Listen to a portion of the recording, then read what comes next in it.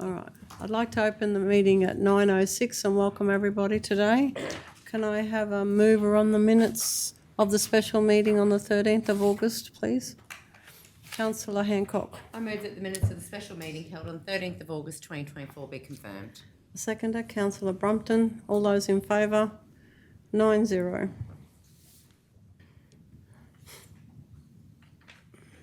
Can I have someone move the minutes of the ordinary meeting on the 14th of August? Councillor Brumpton. I move that the minutes of the ordinary meeting held on the 14th of August 2024 be confirmed. Seconder, Councillor Vincent. All those in favour? 9-0. Someone move the special meeting on the 21st of August? Councillor Vincent. I move that the minutes of the special meeting held on the 21st of August be confirmed. Seconder, Councillor Brumpton. All those in favour? 9-0. Moving on to, and I just missed that one. 8.1. Sorry, I just got ahead of myself. 8.1, amendment to resolution. Do I have a mover? Councillor Hancock. I move that council amend resolution number OM/08.2024/27 to read as follows. That council 1 advise the Department of Resources that council has no objection to term lease O/206332 over lot 5 on TM59. 2, request for the inclusion of a covenant over lot 5 on TM59 to allow for continual access for all interested parties, adjacent property owners and leaseholders. 3, authorise the Chief Executive Officer or delegate to sign documentation in relation to this decision. Councillor Hancock, I think you might have made a mistake when you had the term lease number. It was updated after the agenda was circulated. I think you may have been out of the room when we discussed it yesterday, sorry, Councillor. It was an I would just say that in point 1, advise the Department of Resources that council has no objection to term lease. There's 2 term leases there, Cal. To term lease 0/230394 over lot 5 on TM59. And points 2 and 3 were as I read. Yep, thank you. I have a seconder. Councillor Brumpton. Would you like to speak, Councillor? No, thank you. Anybody like to speak? Going to go to the vote. All those in favour? 9-0.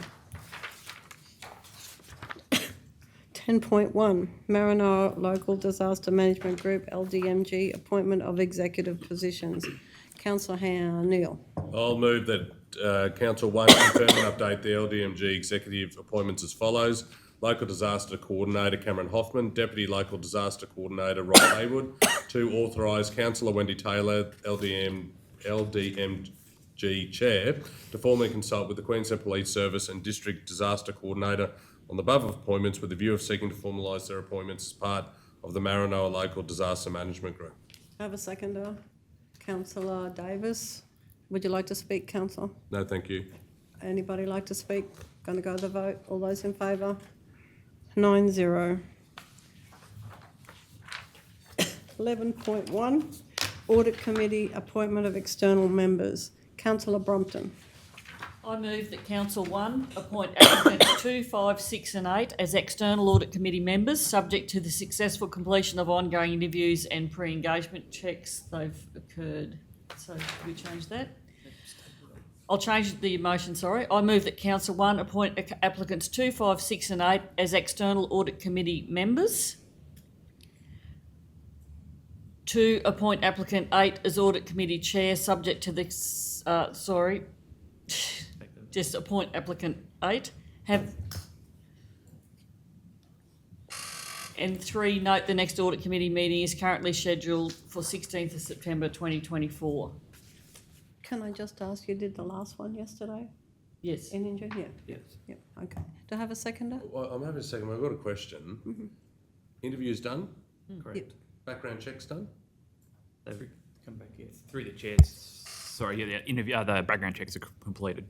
Yeah. So today's the day to name them. Yep. So I'll just move, we lay this on the table till later in the meeting and come back to it where We name them? we rework the resolution to include the,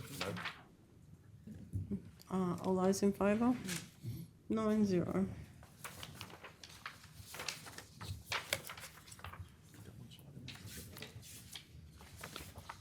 12.1, Charles Street Roma Bridge mass limit. Do I have a mover? Councillor Hancock. That Council 1 note that officers have consulted a number of the key heavy vehicle users of the bridge, namely Roma Waste Contractor and Sanex Energy, to implement a bridge mass limit on the Charles Street Bridge in Roma, including a 50 km/h limit for vehicles up to 22.5 tonnes, and B, permit holders accepted between 22.5 tonnes and 24.5 tonnes. 3, install lane reduction markers to reduce the trafficable lane to 3.5 metres wide. 4, write to previously consulted users advising them of the load limit details. 5, reduce the Charles Street southbound bridge posted speed to 50 km/h to create uniform speeds in each direction by installing a new 50 km/h regulatory speed sign on Charles Street southbound near George Street. 6, be presented with a subsequent report outlining the costs associated with the preparation of a design and possible construction costs to replace the bridge in the future with a similar structure to the current bridge, as well as a 2-lane bridge with a pedestrian cycleway crossing. Do I have a seconder? Councillor Vincent. Would you like to speak, Councillor Hancock? Thanks, Madam Mayor. Just to say that, this is twofold. This is about safety, and that is number one for council, and also about the longevity of our bridge and trying to keep it as best it can for as long as we can before we can replace it, before it needs replacing. Anyone I like just to have a speak? question, Madam Mayor, with regard to the current width. We're saying we're giving a width of 3.5. I can't see anywhere in the report as to what the current width is. One of the directors like to answer? Morning, Jarvis. Morning, councillors. Morning, Madam Mayor. Councillor, yeah, at the moment it's 4.2 metres, roughly 4.25 metres, yeah, and 3.5 or even down to 3 is quite a standard urban lane width. Yeah, I can't support the motion given the fact that we're taking 20% off the width of the road. Sorry, I didn't hear. I didn't hear you, sorry. I can't support the motion because I don't believe we should be taking 20% off the width of the access to that bridge. Is And that 0.7 of a metre is 20%. Is that what we're doing? Through the chair, that practically would be the case through bollards installed either side of the lane to reduce it from its current 4.2 metre width, which is where the curbs are located, down to 3.5. It's currently only 1 lane access as it is, give way on the north side. So yeah, I mean, from a technical point of view, 3.5 metres is sufficient for 1 lane, which is what the officer recommendation is there. Councillor Hancock. Yeah, through the chair. Do we have to? I must admit that I didn't know that we're reducing it. I thought we're reducing speed and reducing, access and tonnage, but do we have to reduce the width? Can't we leave it to that width because it is only 1 lane anyway? Through the chair, the consequence of not reducing it would be resolution point 2B would have to be struck out. There'd be no ability to have anything over 22.5 tonnes use the bridge. So 22.5 is a fairly standard weight class. Through the consultation noted there in part 1, we identified that there was a user of 24.5 tonnes, and so we worked with the firm that did the assessment to try and find a way to make it work for them, and that does that. Why does the width of the bridge, I would have thought having more width would have been better. Yeah. How does the width of the bridge, when it's 1 lane, convert to the... Just in this particular tonne? case, because it was existing 4.2 and centre to centre of a wheel track width is around about 2 metres, and so that gives a lot of fluctuation over 4 metres, 2 metres fitting into 4 metres, which means if it's right over on one side, which it could be unless the lane's reduced, then that gives uneven loading on the 2 main structural members. There's 2 steel girders. There's a photo in the report there somewhere of what they are. They're older. steel And that's what I-beam it's at. girders. So it's about where you're trying to get, Trying to channelise those. where the weight is on the bridge. Where the weight is, Oh, okay. yeah. Yep, I understand that. Yep, thank My you. concern is not with the weight on the bridge. My concern is the passing lanes on either side of the bridge, given the fact that we have most most vehicles who use that bridge heading wherever they're heading are four-wheel drive vehicles, and their width, there's not really enough width for two vehicles to pass each other at the entrance to those bridges if we reduce that. Councillor O'Neill? So in practice, the vehicles that are currently using this continue to use it, and if they are over the tonnage of 22.5, they get a permit to use it. It's just that they'll go through a reduced sized lane. Is that right? Yeah, through the chair. Practically, there was two options that the three of us talked about. One of them was to have a sign with 22 tonne and 50k speed limit, and then from 22 to 24 tonne, roughly speaking, have a 10 kilometre. It's going to be quite confusing to the average person, so you can implement a permit system, which would be for the likes of the users that use the industrial sheds there, and as well as the Roma waste contractor could operate under permit, and the permit would indicate 10 kilometres an hour. You're able to use the bridge up to 24.5 tonne, but at 10 kilometres an hour, rather than quite a complicated sign. The bridge construction is what lends itself to the narrowing. Like, it is cantilevered. We don't we want to try and centralise the traffic. If we want to get the absolute maximum life out of this, but is to try and push them through the centre where the main structural beams are, as opposed to them hanging left or right, which could put fatigue on the left or right hand side of the main beams. To loop back to your question, there's no change to the approach widths. It's just as you approach the bridge, there'll be a couple of bollards on the inside of the curb line that just narrows it so that there's less wandering on the bridge deck when the vehicle's on the bridge deck.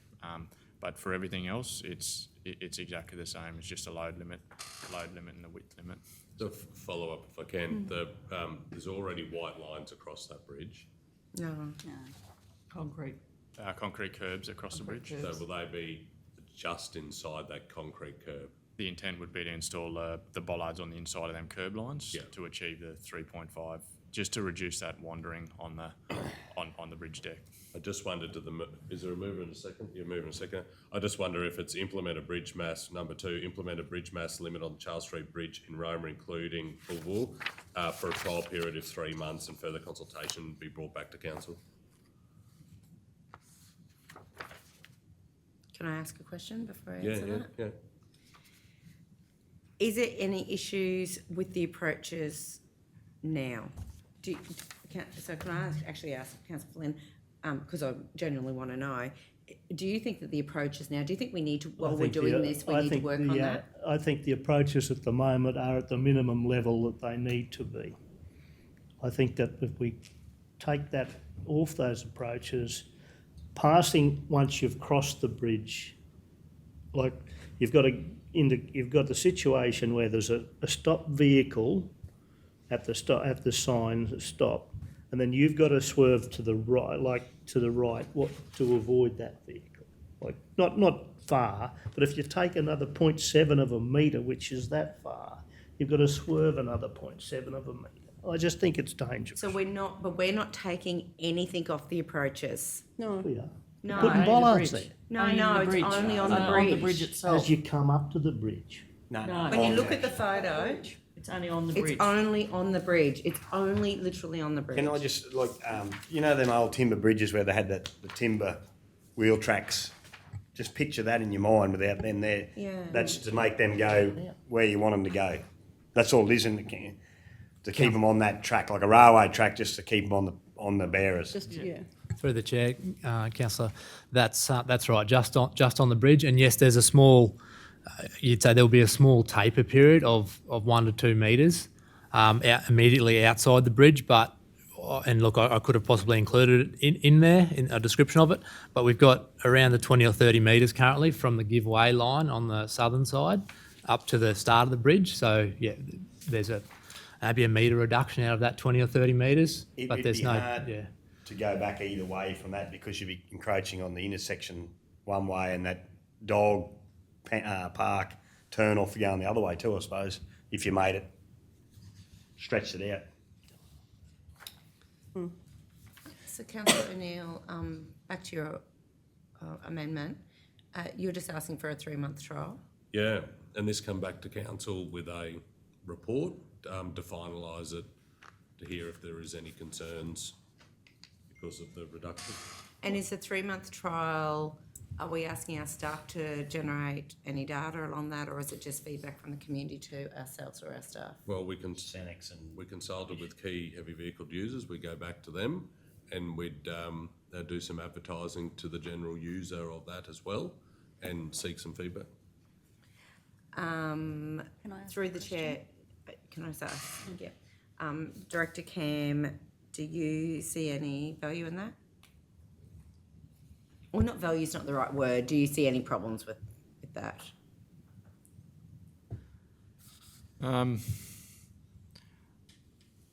Not really. We can do the trial. It's probably just trying to understand. We're giving you a recommendation that if we don't put load limits in, we're going to have a bridge with a lot less life in it fairly shortly. So we're trying to be proactive to give it as much life as possible. I'd probably just anecdotal feedback from the users. We could do that. I think So happy to do the trial. Like we would be from a technical point of view, our recommendation would be as is from a load limit and a speed limit point of view would stay the same. It's probably So for me, I know Jane has a question, but I actually am happy to go with it as it is because I think that if we get down the track and it's not working, it can come back to council I was just going at to any say that stage. to get the trial. So I'm happy. I'm actually as a mover happy to put it to Or have council a as it point is. in there at the 3-month mark, seek feedback from the users. So it's not a trial, it's implemented, but we go out purposely in 3 months to make sure that it is all good. You'll probably get feedback from them anyway, I reckon, if it's... Probably. Mine was just along the longevity of a temporary salute, like thinking of what sort of bollard you'd have to put there to make it secure. Like it's not something that would be a temp. You just No, couldn't put it'd still be cones, put in properly. Yeah. Like you'd 3 need months after implementation, undertake further consultation. It's not going to be Councillor. like portable. yeah. I'm happy to leave it as it is. Yep. Because, and I'm happy to speak to it. Yes, go for your life. And I know I have previously spoken, but the reason I'm choosing to leave it as it is because I think that we are to do what we're going to do. We're investing money into that. Well, sorry, in fairness, you haven't accepted my amendment, and so, and that's fine. Yep. I'd like to move an amendment. Okay. Point 7, at the 3 month, after 3 months of implementation, undertake further community consultation on this matter. Can I go, have a seconder? That's a no. Lapses, that's Okay, fine. all right. Back to councillor Hancock. Just putting it as it is because I think that it is about safety. I'm happy with the responses that the directors have given us today, and I think we're investing money into being able to do this project for the longevity of the bridge and for safety. And so I think at any stage, if we hear of feedback from our community that tells us that it is dangerous or it's not working, at any point, this can be brought back to the council chambers. Anybody like to speak against? Yes, I'd like to speak against the motion. I think I've reiterated in the previous discussion, I have no problem with the limitations as far as weight on the bridge go. I have problems with the way the implementation of the approaches and the narrowing of those approaches. I believe there are safety issues there. Thank you. Anyone else for? Yeah, I'll speak. Councillor for- Vincent. Yeah, I'm happy to support this one today, and with the reductions being on the bridge itself rather than, and just the slight off the bridge to reduce them onto the bridge. And I'd just like to thank I thought this report was really good to read from someone that's got no experience in engineering. So thank you to the staff. Thank you. Anyone else like to speak? Councillor O'Neill. I'll speak in favour. I'm supporting the implementation of this. We have a deficit budget this year. We're forecasting a deficit budget next year. We are not flush for cash to be able to implement major changes unless it gets to a structural position where it needs to be done immediately. Then we're going to have to move heaven and earth to make it happen. If there is a way that we can ensure that there is some longevity in this community infrastructure, then I think we should be implementing that now. And so on that basis, I'll be supporting the recommendation. Anyone else like to speak? Councillor Burke. Yeah, I'll speak for. Mine's just wholly and solely what these guys have done, just in common sense. It's just keeping the wheel tracks over the main bearers of the bridge for longevity. That's as simple as it is. So I thank the staff for that. Yeah. And I agree with that as well. Anyone else like to speak? Would you like to sum up, councillor? No? Okay, we're going to go to the vote. All those in favour? Against? 8-1. Can I have my vote recorded, thanks? If we could call for a division. No. It's just, if the councillor asked to be recorded, it'll just be Councillor Flynn's name. Councillor Flynn asked for to be recorded. Thanks, Cal. All right, we're going into 12.2. McDowell Street Roma vehicle activated signs. Do we have a mover? Councillor O'Neill. I'll move the council note the vehicle activated signs on McDowell Street will require upgrade if they are to be retained due to the phasing out of the 3G network. To install traffic counters on McDowell Street, Hawthorn Street, Arthur Street and Wyndham Street to collect data associated with vehicle movements. 3, be provided with a subsequent report around November 2024, which includes vehicle data, updated pricing for sign replacements and recommendations based on those inputs for council's further consideration. 4, implement minor amendments to the locations of existing speed control signage around the CBD. Do I have a seconder? Councillor Davis. Would you like to speak, councillor? I will. Thanks the officers for the report. Obviously, this is an unintended consequence for Telstra upgrading their network to 4G. I do personally believe that these signs are really important in the CBD of Roma. We have had near misses and we've had fatalities in our CBD due to all different circumstances, but speed is one that should be monitored in that area. If we can give some indication to our community in which speed they're doing through the CBD, I think that's a good thing. So I'll welcome the report in the latter part of this year, where we can have a look at the costs associated with upgrading these couple of signs because of the change from 3G to 4G. Anybody else? Anyone like to speak against? Anyone else like to speak at all? We go to the vote. All those in favour? 9-0.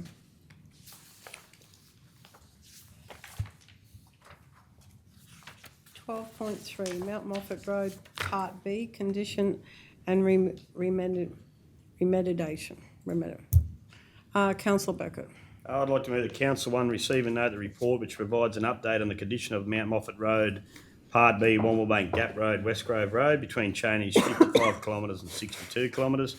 2, include the Mount Moffat Road, Part B, patch repairs to Council 24-25 road rehabilitation tender. As a provisional item, repair these patches if there are sufficient savings available from other approved road rehabilitation projects. 3, be presented with a subsequent report outlining other options to fund the works on the Mount Moffat Road should savings outlined in dot point 2 above not materialise. Do I have a seconder? Councillor Seawright. Would you like to speak, Councillor Beckett? Yeah, I've got all faith in our staff, and over the last couple of years there's been significant savings done on roadworks due to more efficient practices and new practices that have evolved in our organisation. So I've got all faith that this will get done through savings and other projects. Anyone like to speak against? Can I ask a question? Anyone else like to speak for? Can I ask a question? Yes. So when it says it's only been noted in the last 2 months that it's looked like this, wasn't there work done up there earlier this year that, like, it's got to that state in 2 months? Through the chair, councillor. Yeah, that's when I say noted in the report. That's when the extent of it was identified. The road's been on a radar for a couple of years. Hopefully, in the report you could see there the last few years of capital investment and the plan for the next couple, which flags this particular area in the next 2 to 3 financial years for capital investment. But yeah, the extent of it in the last few months. Yeah. I'll just add to that if I might. We are still doing the bitumen work with QRA for event 15 and 16, and this has been flagged with Lonergan's for them to look at. So there is another potential there to have some work done under that scheme.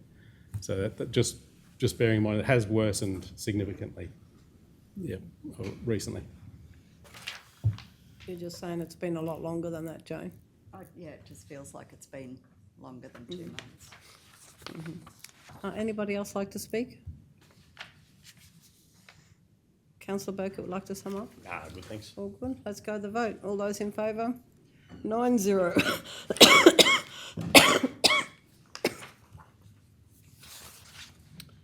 12.4, Injune to Room Road, bitumen repair and disaster relief funding arrangements. Do I have a mover? Councillor Vincent. That Council 1, receive and note the report by way of update to the bitumen seal patches repair required on the Injune to Room Road between chainage 0.0 and chainage 36.2 kilometres. Do you put kilometres after chainage? Sorry? Yeah, You through the do? chair, yes. Yeah. And 2, note the A, recent approval of disaster relief funding arrangements, flood damage patch repairs for the Injune Troom Road, and B, officers' intent to expedite and include these works in its 24-25 combined rehabilitation request for tender package. Do I have a seconder? Councillor Burkett, would you like to speak, councillor? No, I'm good, thank you. Anyone like to speak? We'll go to the vote. All those in favour? 9-0.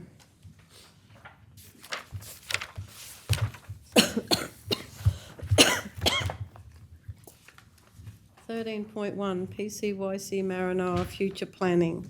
Do I have a mover? Oh, sorry, Councillor Burkett. Brompton, sorry.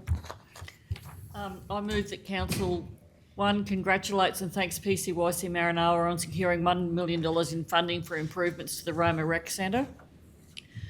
2, declines the request from PCYC Maranoa for co-contribution. 3, requests the inclusion of council staff in the design process for the project. 4, waives necessary council building and planning fees and charges. A seconder, Councillor Burkett. Would you like to speak, Councillor Brompton? Yes, thanks. We've received a deputation by PCYC and they gave us some detailed design and information around their funding and some options for what they would like to do at PCYC. As a council, we've probably got some alternate options of where we think that funding might be able to be used. So whilst we congratulate them on what they've secured, we'd like to work with them, given that it's our building, and to look at the best outcome for the ratepayers and the users going forward. But we would really welcome the opportunity to do this and thank them for the work that they've done so far to do this. Anyone like to speak against? Anyone else like to speak for? Just have a question. Yes, Councillor Hinkle. Are we inviting them, because we have had a briefing and they've, put forward something to us. We've since had a chat about that and got some ideas. Are we inviting them back to share those ideas, or are we just sending those ideas via our staff? We could do it. I just wonder what the right thing to do would be. Like, they've come to council chambers and since then we've had a discussion. I just wonder if we should be inviting them back.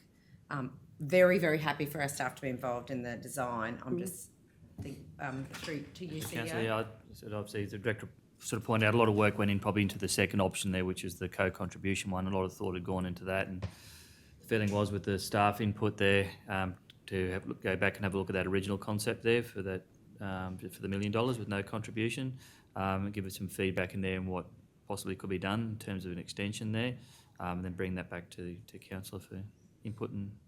Yeah, no, that's perfect. And obviously, I mean, our Director Dean has been working really hard with them, and we thank you for that too. And I guess it is just that opportunity, you know, if they want to come back and meet with us, they can. So that's fine. So Thank you.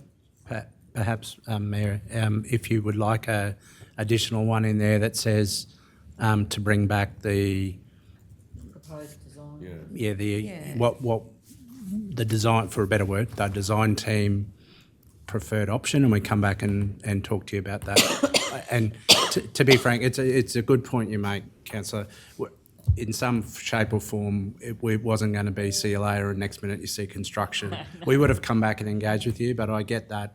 And to provide certainty around that for councillors and the community, I'm happy that that becomes a part of the resolution. And I absolutely know that you wouldn't do that. That's actually it's not actually about that. It was about Inviting them back. inviting them back because they come and seek our, I mean, it's just about doing the right communication for me is all it's And about. sorry, through the chair, with that saying requests the inclusion, so that's when you'll be talking to them anyway, when requests, that's part of the negotiation back, so that's when you get the feedback for their next, whatever they want to do next, I suppose. Once the minutes are finalised, we will, like we do with any resolution for a thing, we'll be talking to them directly. They're quite keen, obviously, to keep moving, and so we'll convey that whatever council settle on today, and we'll set up a plan about how we'll be engaged in the process and timelines, etc. So, and happy to, in a briefing session, I can just give you an update in relation to that and what it looks like, and then formalise bringing it back when we have some more formal agreed plans to bring forward. We can invite them back to at the same time, councillors, PCYC back as part of that Councillor presentation. So can I just Be amend provided that, with, Kelly? With the design team's preferred option for further. Yeah. Kelly, just changing the numbers too, that council, it should be 1 congratulates and thanks. And on that, with requests, I think I would like to change that wording to requires the inclusion of council staff in the design process. It's not optional as far as we're concerned. I believe it's our building. It is. So we require. I'm happy to have those amendments. Otherwise, as discussed there. Councillor Burkett, you happy with that? Yeah. Councillor O'Neill?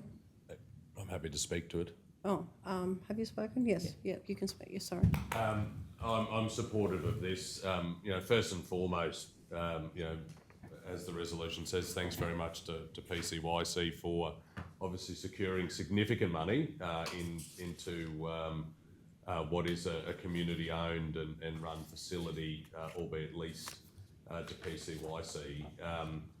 Under any other year, we will probably be in a better position to be able to look at a stronger partnership financially. But obviously, this year, the finances are what they are, and our priorities are centred from a public infrastructure perspective on the Roma pool, and that is a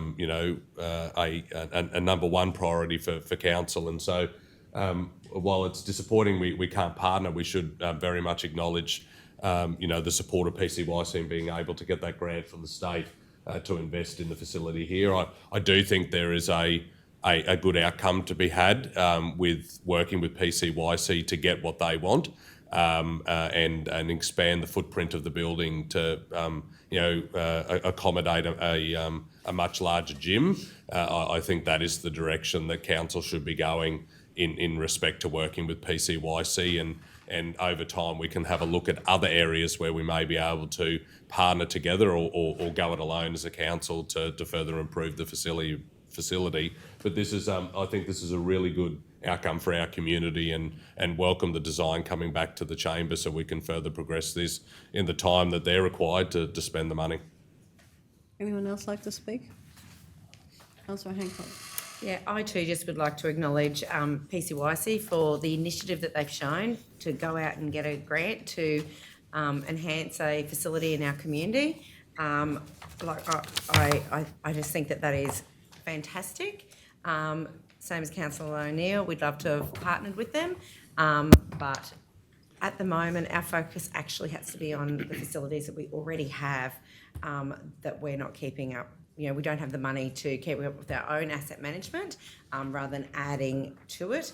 And so congratulations to them, and yeah, looking forward to seeing it happen for our community. Mm-hmm. Anyone else like to speak? Councillor Brompton, would you like to sum up? Look, I think just reiterating what Councillor O'Neill and Hancock said again, it would have been lovely if we could have co-contributed and made this a much larger project. We're not able to this year, so let's make the best out of what is available and include some forward planning so as time progresses we can develop this further and make sure it's the best outcome for the users. Okay, on that note, we'll go to the vote. All those in favour? 9-0. 13.2, Maranoa Christmas Street Party 2024. Mayor, I've got a conflict. You have to declare your conflict? I do, sorry. The item number is 13.2. Description is the Maranoa Street Christmas Party 2024. The declaring councillor is myself, Amber Davis. The person with the interest is myself and my husband, Wayne Davis. The particulars are we own and operate Bessie's Ice Cream Bus. In the past, we have attended this event and would likely continue to do so in future. It's a declarable conflict of interest and I choose to leave the room while the matter is discussed. Thank you.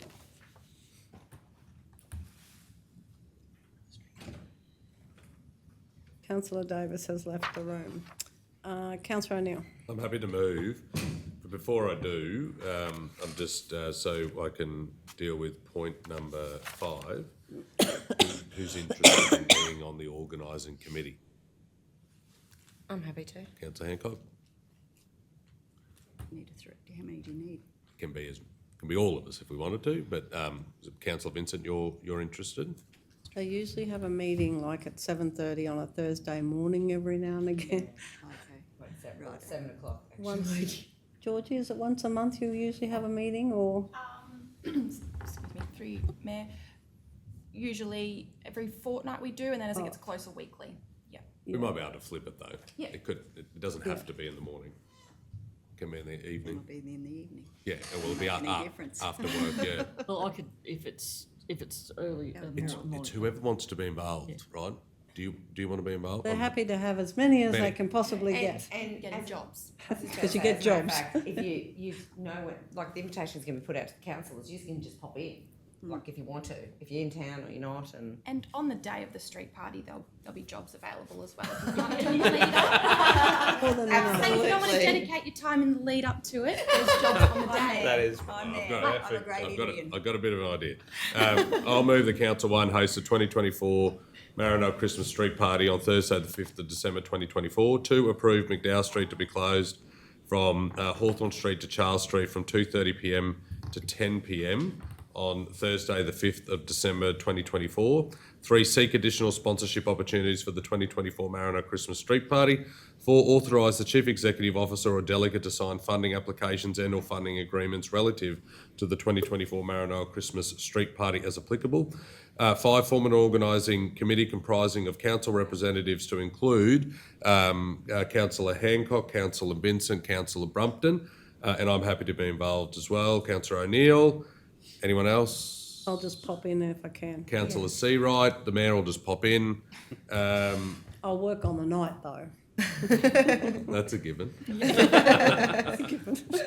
Council staff, community and business representatives. 6, coordinate a shop local campaign. And 7, coordinate a Christmas luncheon. Can we just get a little bit can we just get a little bit of detail on the luncheon, please? Through Mayor, likely to do it closer to Christmas this year, similar to what we did last year at the Cultural Centre, targeting at those that may not be able to attend a Christmas lunch on Christmas Day. Was tentatively thinking the Friday the 20th of December. Oh, okay. So just a bit closer to Christmas itself. Might be in lieu of the vouchers at the street party this year, potentially. In lieu of? Okay, righto. Last year we did both, the street, the food vouchers at the street party and then the luncheon closer to Christmas, but we might just do the luncheon this year, potentially. Councillor Vincent. I'm happy to second it, but I was just wondering if Councillor O'Neill would be happy to consider for point number 7 and support the Christmas luncheons that occur in the smaller communities with, I can't say operationally, but like they do go it alone out there. Like volunteers run it out there, Yeah, so maybe whether like there's some way council could support. Maybe Councillor Vincent, that's point 8, and Yeah. council supports Christmas luncheons that occur in the smaller communities, and a subsequent report be brought back to council how we may be able to Do that. Facilitate this. facilitate that outcome. Yeah. Yeah. Just a question without giving myself a conflict, but sometimes you do pay people to bring them in from out of town. I don't know if that's for the lunch or the volunteers, you know. Yeah, the buses. Yeah, so for that saving could go back into what Councillor Vincent's talking about. Sure, yep. Yeah. Councillor Hancock. I suppose just adding to Councillor O'Neill's and Councillor Vincent's point 8, council has always supported local, regional Christmas events that are happening in every town. So I'm not sure if that's happened in June, but I certainly know that there has been support for Christmas events that are happening in each of the smaller towns. Money-wise as well? They often apply for a grant as well. Often with the community grants this round that we'll see is them thinking about funding Christmas parties. So maybe we can have a look at how we're supporting our regional towns for Christmas celebrations. Yeah. That'd be something that comes back from the individual LDOs. So Cal, that'll Yeah. be support the Christmas events that occur in the smaller communities. It may not just be Yeah, luncheons, it might be something else. Yeah. Yeah. And on point 6, it'll be coordinate the shop local campaign, that is drawn in the week before Christmas.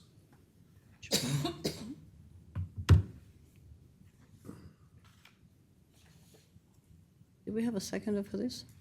Yes. Oh, yeah, that was on the. Oh, Councillor you, Jane. Okay, no worries. Would you like to speak? I will, yeah, thank you. I'm happy to support this. I think this is a well-loved event in our region now. It had, of course, historically been run by a number of different community groups for a long time, and then for a couple of years it didn't happen, and it was off the backing of some younger, stronger businesses in the community that came to council to say, could you help make this happen? Now it's evolved further over time, and we knew the moment the council took it on that it would be forever a council event, but the feedback that I get from the community on the night and the days afterwards is this is really well received. It is not just a Aroma event, it is the Maranoa Christmas Street Party, it is for the entire region, and we do have people coming in to participate from outside Roma, but I acknowledge that we need to be looking at ways that we can support our smaller communities as well for their own unique Christmas events. The Shop Local campaign equally, it's evolved over the years, and I think last year was the best. Drawing that really close to Christmas allowed the businesses that were participating in this, the whole month of December, where people are, being encouraged to shop local in the lead up to Christmas. Drawing that the week before, I think, secured that as a really good outcome for our business community, and was a unique little event on its own, drawing the winners in that week leading up to Christmas. It is an all-in event, I've got to say, and I think we're going to see that more and more this year with the number of councillors that have put their hands up to be involved. We need to be involved, we need to take on jobs, we need to help our staff it is a big event, and they love it. I can see it. It's a lot of work, and Georgie's smiling. But you bring all the LDOs in and the support team from Roma, and they all have a wonderful night celebrating with our community. And I'm so pleased that it's back on the agenda, that we're going to support it again this year. Equally, the reintroduction of the Christmas luncheon last year, which we hadn't done for a couple of years beforehand, was well supported by the community, and I had a pretty good time that day, and I know other councillors here and staff in providing an opportunity for some of our community that may not get to experience a family celebration on Christmas Day. They could do it with their community. So I think this is a wonderful event, and we've got to back it, and we've got to expand it so that we are absolutely getting the people there that need this support and arms wrapped around them as they lead into Christmas. So I'm fully supportive of this. Anybody else like to speak? Councillor Hancock. Yeah, I would like to speak. Yes, this is a really important event for our whole community.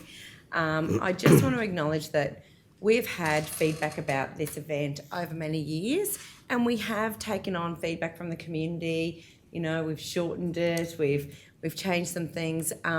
But for those community members who are thinking, well, you know, why do we do it on Thursday night? Why not a Saturday night? Why don't we? I just want them to know that we actually have talked about this event, and we have taken on everyone's opinions. And last year's event was such a success that I think that for the moment this format is the right format. But I do think that we should be looking at ways of transporting our other, you know, regional towns if they want to come in. But when I walk up that main street, or actually when I stand on the corner helping Santa for the night, I see many people from right across the region who are coming and enjoying that event. And so I do think that it is regional, and I think it is a real celebration for our whole community. And I'll look forward to being part of it again this year. Anybody else like to speak? Got anything, Georgie? You right? No, all good. Councillor Vincent. Oh, sorry, Councillor Yeah, Vincent. I'm happy to support this one today. It's great for economic development around our regions, because we do see the Shop Local campaign working out in all our communities. So, and yeah, I think the prizes have been shared pretty evenly around the time. So happy to support this, and thank you to Councillor O'Neill for considering point 8. Anyone else like to speak? Okay, we'll go to the vote. All those in favour? Oh, You want to sum up? I may wish to sum up, Madam Mayor. So sorry. No worries. I didn't think there could be any more to say, but There is one There point. is. There is one point that I missed, and Right. I need to share that this year we're going to have something pretty special in terms of turning on the Christmas lights. I wonder why you didn't mention that before. Actually. I've spoken to the men's shed, and they've come up with a really good concept, and they are busily working on that as we speak. And I really look forward to that being part of our festival going forward. So I just want to acknowledge the men's shed, who have been very supportive of this particular initiative of council for a long time, and made the Santa's chair all those years ago. It's had a couple of paint jobs. We've got it back to where it needs to be. And I just want to thank the men's shed for coming on board again this year, supporting this event. Okay, are we all good? Let's vote. All those in favour? 8-0. Thank you very much. Thanks, Georgie.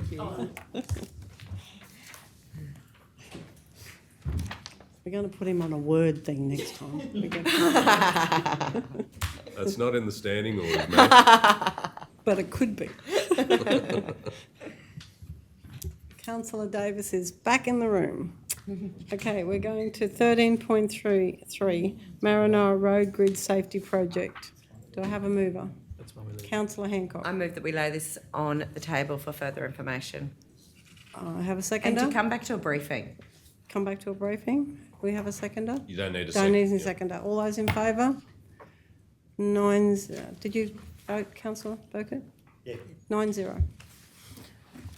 Okay.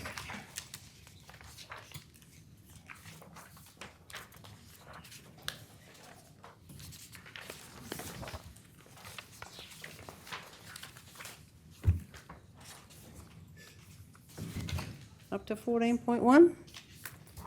Host site agreement renewal, Campbell's Park Reservoir Switch FM. Do I have a mover? I've got a question. You may. Through the chair, just what's it on? Is it on the tank? Reservoir. Yeah, but on what? Like on? I got the reservoir. Yeah, it's a tower on top of the tank. On the tank, right? And is it the only one we've got on there, or are there others? Because I know up on the water tower we've obviously got a number that we do little leases and whatever for. But is there any others up there as well? And not at the Campbell Park. Okay. Roma. I believe the water tower is currently full, which is. It's full. Yeah. And through the chair, this is a renewal. He's already got, it's already there. Is that the usual fee? Yes, it's in line with other host site agreements. Okay, do I have a mover? Councillor O'Neill. I'll move the Council 1 enter into agreement with Matthew Boyd to broadcast Switch FM radio station from Campbell Park Reservoir, Roma for a further 5-year term. 2, charge the radio licensing fee of $550 inclusive of GST per annum. 3, require Matthew Boyd to arrange with Ergon Energy for the supply of electricity at the site and with any necessary electrical work to be completed by a qualified electrician from Council's list of pre-qualified suppliers and the applicant to be responsible for any associated costs and ongoing electricity costs. 4, authorise the Chief Executive Officer or delegate to execute the host site agreement. I have a seconder, Councillor Hancock. Would you like to speak, Councillor O'Neill? I would not. Would anybody like to speak? Going to go to the vote. All those in favour? 9-0. 14.2, payment to Queensland Local Government Mutual managed by Jardine Lloyd Thomas Proprietary Limited annual asset insurance payment. Do I have a mover? Councillor Brompton. I move that Council 1 authorise payment to Queensland Local Government Mutual Assets totalling $1,399,536.68 GST inclusive, being payment for property protection, ISR, motor vehicle, engineering, machinery breakdown, personal accident group, personal accident voluntary workers, marine hull commercial, and mariner operators liability insurances. 2, authorise the Chief Executive Officer to approve the purchase order with expenditure assigned to the 2024-25 budget allocation for associated insurances. 3, authorise the Chief Executive Officer to complete future payments invoiced by local government mutual assets in accordance with budget approvals. Do I have a seconder? Councillor Davis. I just have a question. The marine hull commercial, what is that exactly? It is for the SES boats. That's for the what? Council ensure. SES boats. SES. The one we got in the other day. Yeah. Do we own? Yeah. Can we afford it? You understand? Oh, so it's for the actual asset. Yes. Yeah. Thank you. Councillor Vincent. Question through the CEO. I just want the voluntary workers. It's got all voluntary workers. It comes up every year about the age of the voluntary worker. Is that no longer? Is that no longer a thing? Or we don't have to worry about that anymore. The age. The age of the volunteer. I believe that all volunteers. Thank you. Are covered. Yeah. Council would need to ensure that the work that is given to the volunteers are fitted to their Capabilities. capabilities. Yeah. No, that's okay. I do see that it says all voluntary workers, but it's come up a lot that once they reach a certain age, they're no longer eligible for insurance. So that's good. Take a look, double check that, but yeah, that was. Yeah, it had come up previously, councillor, hasn't it? It has, So, yeah. But, it's all working. Anybody else got any questions? Just a question with regard to payment. Do we pay that as a lump sum or is it paid off? Lump sum, I believe each cover has a separate invoice, so a separate requisition will be raised for each level of cover. And is that the only insurance policy that we have? This is the assets, the liability cover, I believe went through last month through Yes. council for the liability insurance and there Sorry, is- Lee, I can't hear one word, sorry. Sorry, work cover as well as liability. So there's 3 levels of cover through LGM.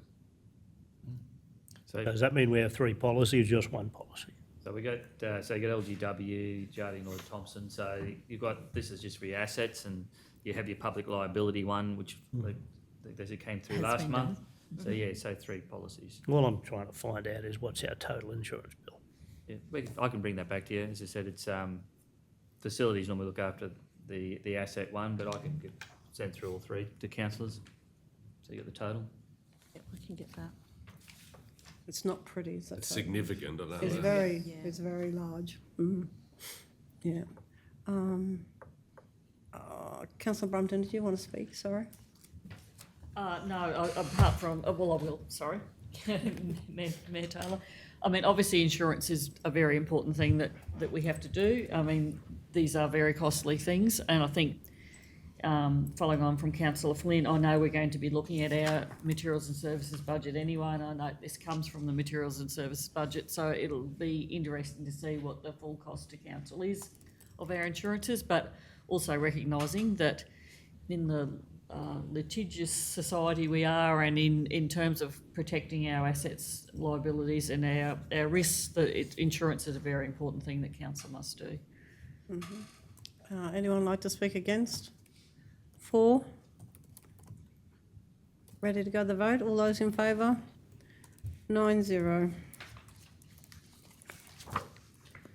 14.3, proposed changes to meat bait allocation for coordinated baiting program. Do I have a mover? Got a question. Yes. Through the mayor, this is obviously a change of practice, I get that.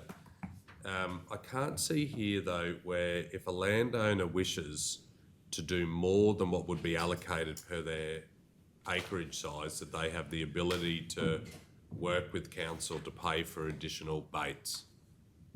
Through the chair, that comes under the ad hoc baiting, and so they can actually apply. So when we put out the notices to the landholders, they can actually apply for additional baits. But this is to do with the payment that has been made by the special payment that's been made as per their rates notice, and then so isn't actually part of what's being considered in this decision today, but landholders are able to do that as a separate. So that doesn't make sense to me where it says the ad hoc is where landowners supply their own meat and council staff inject the supplied meat. I'm talking about in the lead up to the allocation of our 2 baiting programs, that if a landowner wishes to do more kilograms over and above what would be allocated, they can purchase that through council. Yes, councillor, you're correct. They can purchase additional baits. Is that on their form? There is a form that the form that goes out. They can request, and that came up last time. There were people who were wanting to do coordinated aerial baiting, and that's why this time, as we're sending everything out a little bit sooner with the form, so that we can actually get that meat allocation, because last time we couldn't help them. Has that form been updated since then, has it?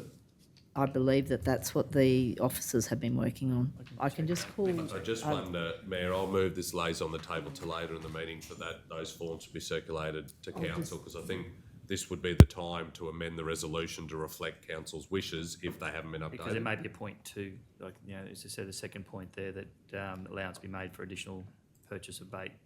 So if it's not on the forms, we can put it as a second. At the same So, time. Yeah, okay, we can check that. Do you want that on the Yeah, table? I do, yeah. Sorry, the officers are in a meeting. I can bring Yeah, them no, we're in. still over the table, so it'll be later in the meeting, so. Yeah, I'm sorry, there is a department meeting occurring at the moment, so that I can bring the coordinator in to speak to that, because they've been organising it. You just got to put that now, Mayor. Sorry? It was a Can we just procedural ask a motion to lay it question? on the table. Yeah. Oh, yeah, sorry. Could I just ask, our current baiting campaign and the cost of that, what is the proposed, like, it's kind of how long's a bit of string, but obviously if we're changing the process, there's going to be a financial implication of that as well, Director. Have we got any information on that, and can that also come back at the later in the meeting? That is included in the report. There is if it is fully allocated, I believe there's likely to be a couple of $1,000 less than anticipated. And this was because we were offering 40 kgs of baits, which was outside of the recommended. So we've dosage. actually reduced to 20 kgs for the smaller lots. So that has meant it's actually if everyone takes up their allocation, it's actually less. There's slightly less Slightly cost. less. Thank you. Can they opt out? Yes, they can. But do they still pay on their rates? Yes, because We still Oh, they don't have to take it, but they still get charged. because if their neighbours are doing it, that helps them. Yes. So this doesn't go out automatically to the rates It's like holders. sewage rates, they go through your place, you still got to pay. But the fee also pays for the wild dog scalps. Yeah. So just because they're not baiting, doesn't say they're not scalping. Yeah. Correct.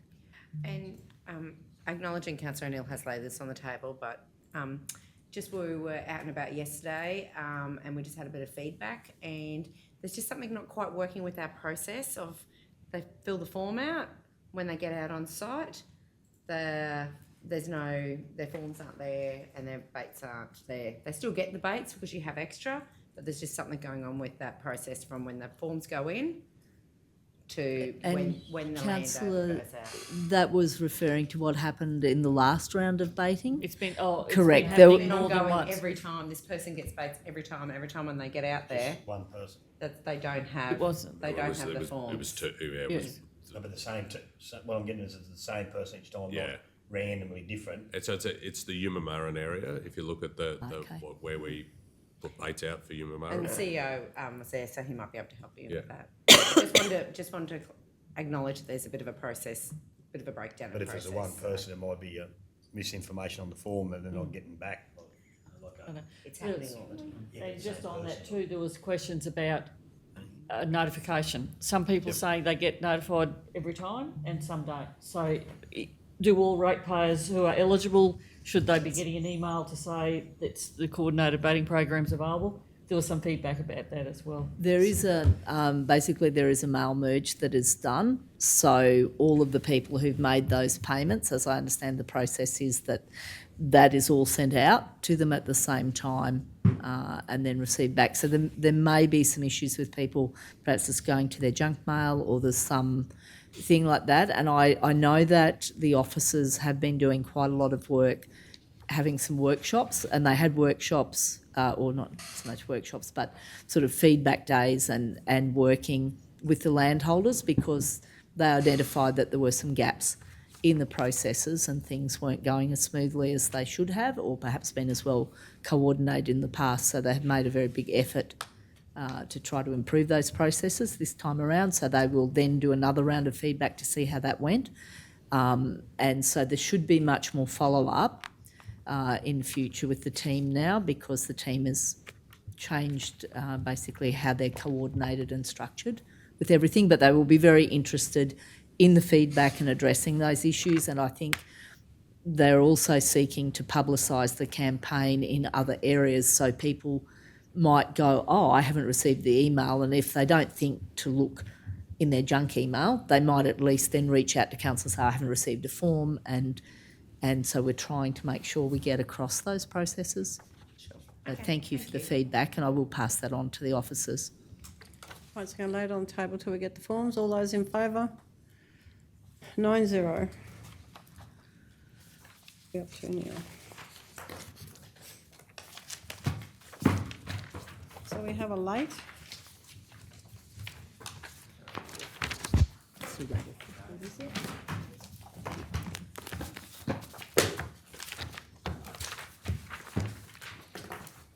We have an L1, which is applications for Regional Arts Development Fund RADF Program 2023-24. Do I have a mover? Councillor Hancock. So council endorse the RADF committee's grant assessment recommendation in supporting the Roma on Bungle Gallery Committee application for $1,956.85. Do I have a seconder? Councillor Brumpton, would you like to speak, Councillor Hancock? Yes, I do. Once again, this is a great outcome from the community because we are piggybacking on to an artist that's already coming out and having a exhibition, and then staying and offering some workshops from our community. So, that's efficiency in itself, and I just congratulate the Roma and Bungle Gallery who saw that opportunity and brought it forward for a grant.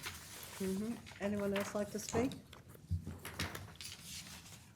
Oh, Councillor Brumpton?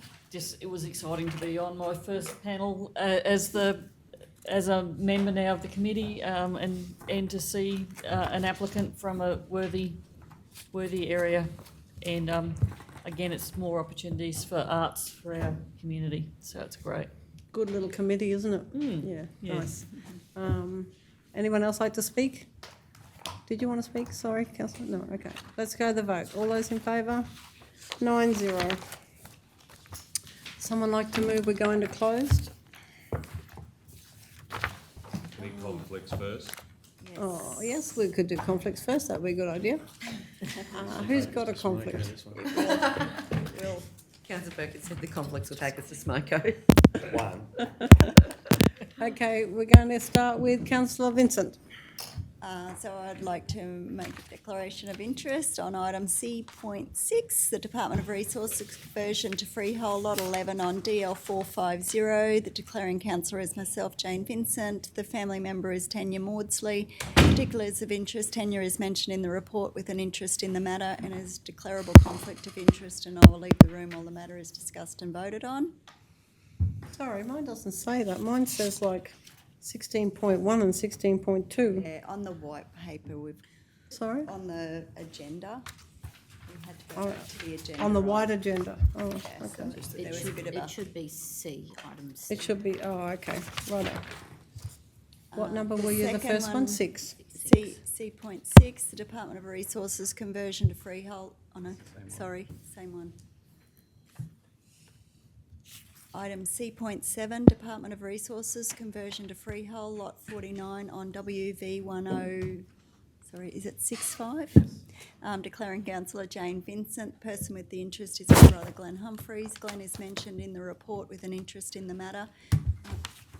Is a prescribed conflict of interest, and I will leave the room while the matter is discussed and voted on. Got it wrong, thank you. C12, description is request for assistance from the Injune Camp Drafting Association. The declaring councillor is myself, Jane Vincent. The person with the interest is my family member, Elsie Dodd. Elsie Dodd is listed as Secretary of the Injune Camp Drafting Association. It is a declarable conflict of interest, and I will leave the room while the matter is discussed and voted on. And my last one is LC1, 2024-25, request for additional financial assistance from Pinaroo Injune Retirement Village. The declaring councillor is myself, Jane Vincent. The related party is my sister-in-law, Fiona Vincent, and my uncle, Robert Harland. Fiona is the secretary of the Injune Retirement Village Incorporated, and Robert is a resident of the village. It is a declarable conflict of interest, and I will leave the room while the matter is discussed and voted on. Councillor Flynn? Me next. Item LC4, advisor of conflict of interest. The matter is Roma Airport Public Transport Services. The declaring councillor is myself, Peter Flynn. I own and operate Maranoa Travel, who has an agreement with Rex Airlines. Now, it's a prescribed conflict of interest, and I will leave the room while the matter is discussed and voted on. Is that it? Ah, good job. Okay, if someone could move that we're going to close. Oh, sorry, Councillor O'Neill. Well, if someone else. Sorry, councillors. Just quickly, sorry through the chair. Item LC3. I'm just wondering how you're planning to deal with that. Like, it's obviously intended to lay on the table, but if you're going to go into close and you haven't declared an interest, it'll be perceived that it could have been discussed in the committee. So is there good point. a way to deal with that prior to going into close, whether the intent is to lay it on the table first? Well, Mayor, before we go into closed, I'll move that LC3, advertising in Roma Airport and Roma Sayards, be deferred until a future ordinary meeting of council via a briefing. Okay, we have a seconder. Councillor Hancock, all those in favour? 8-0. Am I allowed, I'm not sure I was allowed to vote. You're allowed to vote on. We're just deferring. I'm deferring the matter. On deferring the matter.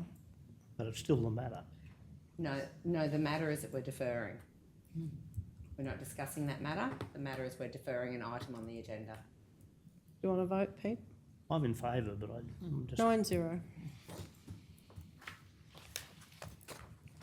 All right, going into closed.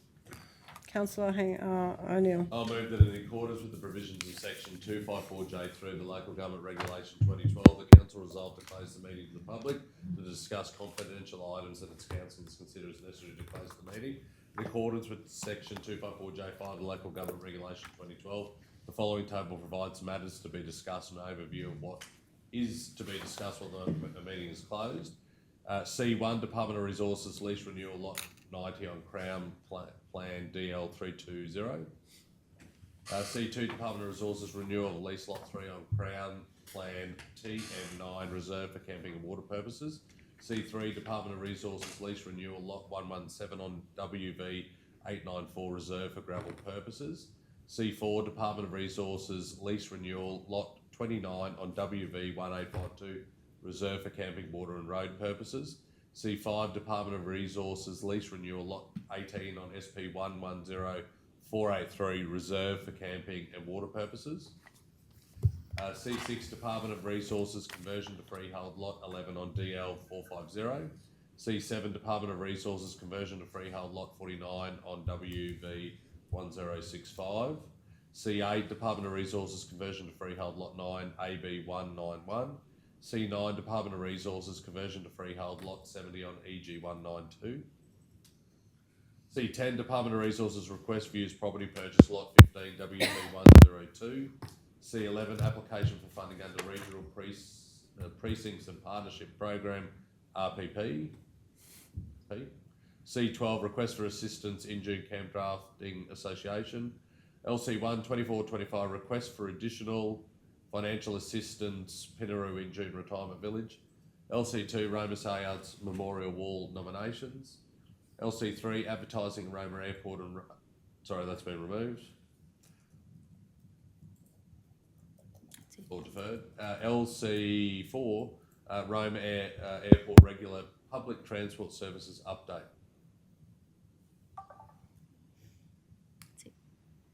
Need a seconder? Yep, I'll second. Seconder, Councillor Brumpton. All those in favour? 9-0, going into closed.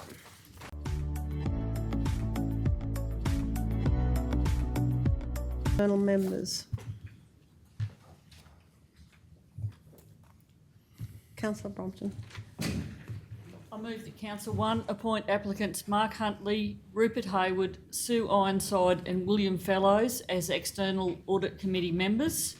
2, appoint William Fellows as audit committee chair. 3, note that the next audit committee meeting is currently scheduled for 16th of September 2024. Have a seconder? Councillor Vincent. Would you like to speak, Councillor? Yes, please. Council several meetings ago approved a amended remuneration and composition of the external audit committee, increasing it from 2 external members to 4. We advertised and got numerous high-level applicants which were shortlisted, and I'm very happy to recommend and support these appointments of the committee that we have chosen. Extremely a lot of rigour they can add to our audit. We've got two outsiders from outside of the region that have got significant audit and risk experience, and also two locals who also give us a lot of experience both in private business but also in working for PricewaterhouseCoopers and doing other internal audit and including for local government. So very excited to see we've added this rigour to our Audit and Risk Committee, and looking forward to how they can assist this new council in going forward to ensure that we're meeting all our obligations around that. Thank you. Anyone against? I'd just like to speak for too. I think we did get some amazing applicants, and I did tell them that I would probably be the liability in the room because the rest of them are just very, very smart. But yeah, really looking forward to the fact that there's going to be 6 of us instead of the 4, and that the chairperson is a local, which I'm hoping to have them in the room instead of just on Teams or Zoom or whatever, even though that won't be possible every time, but hopeful because we also offered, travel and accommodation as well. So really looking forward to working hard and also looking forward to bringing back recommendations from the Audit Committee. And I also let you know that you're all welcome to come to any one of the meetings. You just don't get to have a vote, but you can have a say. You might give us a little while to get ourselves sorted, but yeah, absolutely looking forward to turning this into something very positive for the Maranoa. So anybody else? Councillor Davis. Thank you. I just wanted to add on to that. Thanks for including all councillors in the process. We all looked at resumes. We all put our ideas forward. So I really look forward to, getting back to business and. Yeah, be great. Anybody else? Councillor Burkett.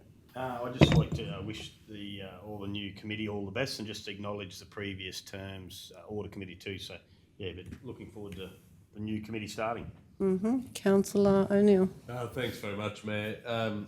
I too, similar to Councillor Davis, want to express my thanks that this was a really inclusive process.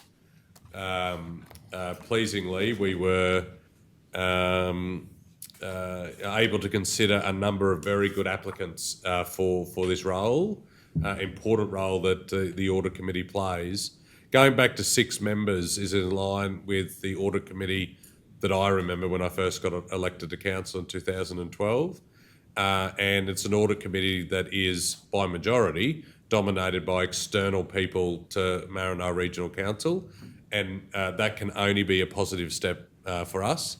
Having people with the right skills and experience, having a look at how we are functioning financially can only strengthen us as a council and how we manage all that we manage on behalf of the community. And I think we've got some stellar applicants here. I think it's wonderful that it is we have a local person that brings the skills and experience needed to be chair of the Audit Committee. We've had that in the past with former Mayor of Roma Town Council, Bob Coomber, and he did a stellar job as chair of the Audit Committee, and I am sure that will do the same for us as well. Seeing Mark as another local that ran a significant business in our community for such a long period of time is going to bring that local knowledge to the table. And from what I read, Rupert and Sue will bring extensive experience to the Audit Committee, and I think we can only get good things out of this term's Audit Committee, and I think this has been a really exciting process.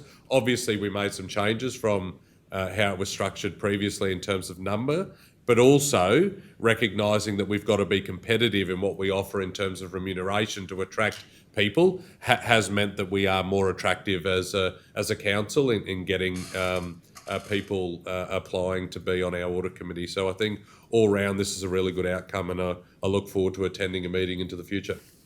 Councillor Hancock. Thanks, Madam Mayor. I too would like to congratulate the applicants, and personally I am really looking forward to the reports that are going to come out of the Audit Committee. It has been my concern over the last 4 years of council that there was no reports that come out of our Audit Committee that concerned me regarding risk to council, and because as councillor, we weren't fully informed. I'd like to thank you, Mayor, for, I know that this was one of the areas that you were very focused on, and you too had concerns about this, and straight up into our first term of this council, you've put a spotlight on it and brought it forward, and I will really look forward to reading those reports and fully understanding where we sit with our Audit and Risk Committee.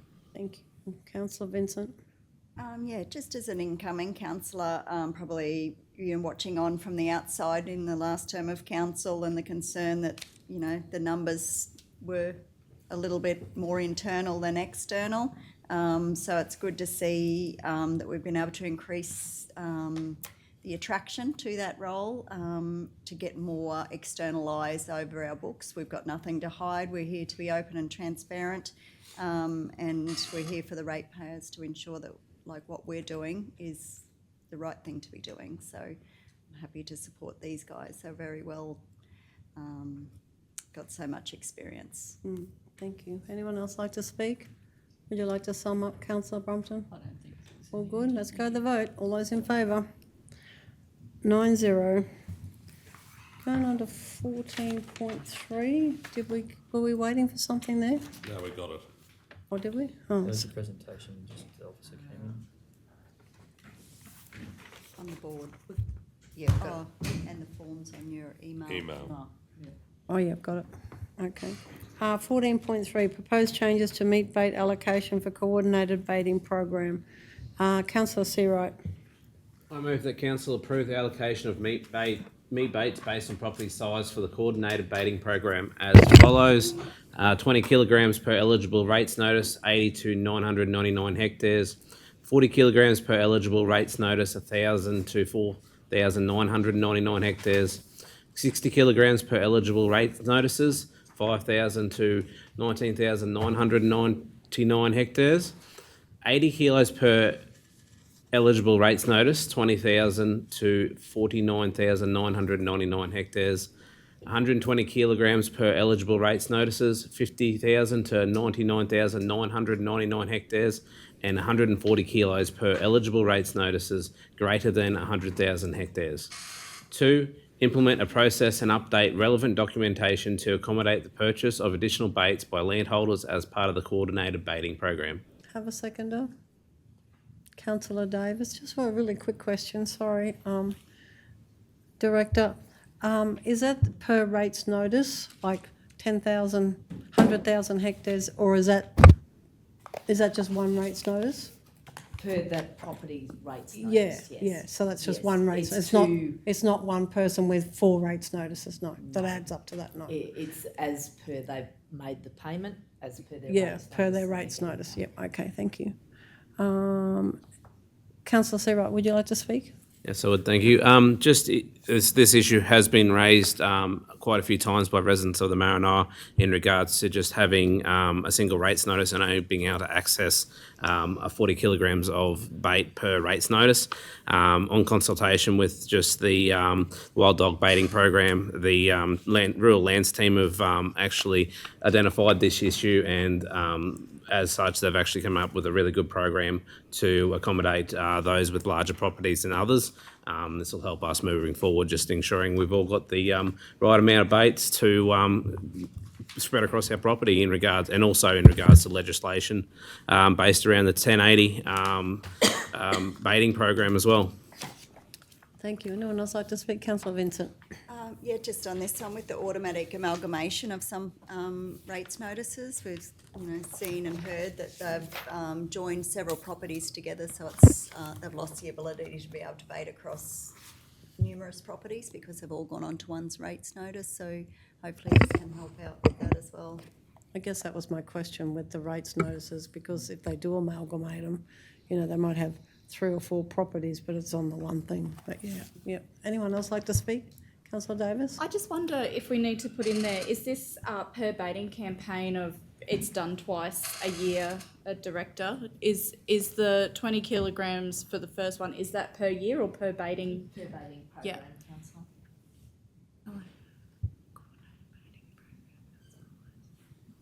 Yeah, I'm okay with that. Anyone else like to speak? like to sum up, councillor? No, I think it's been covered. Thank you. Okay, just noting that councillor Flynn has left the room. We'll go for the vote. All those in favour?